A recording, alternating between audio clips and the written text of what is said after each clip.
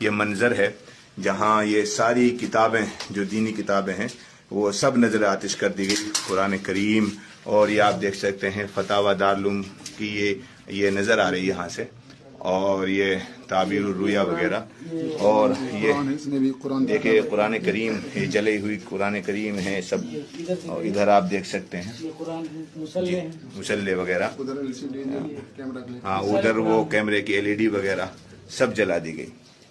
اور یہ قرآن کریم کے جو حصے ہیں یہ سب میں آگ لگا دی گئی تھی یہاں پر دنگائیوں نے.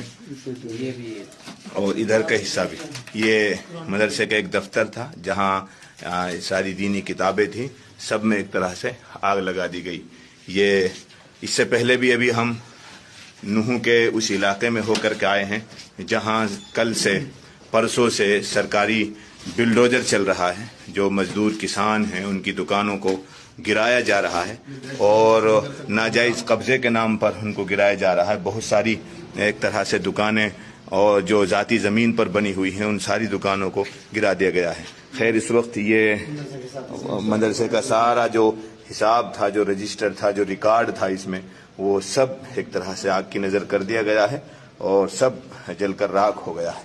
یہ اس مدرسے کے ذمہ دار ہیں مولانا سفیان صاحب.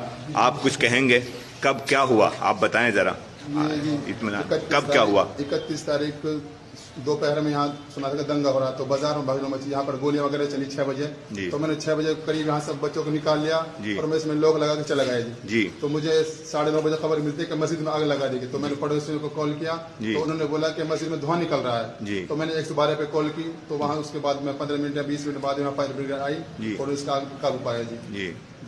اور یہ نقصان ہے جو آپ کے سامنے ہے جی. یہ جمیعت علماء کا جمیعت علماء کا وفد ایک بار پہلے آیا, اس وقت مسجد کو کھولا نہیں گیا تھا, اور دوسری بار پھر جمیعت علماء کا وفد آیا ہے.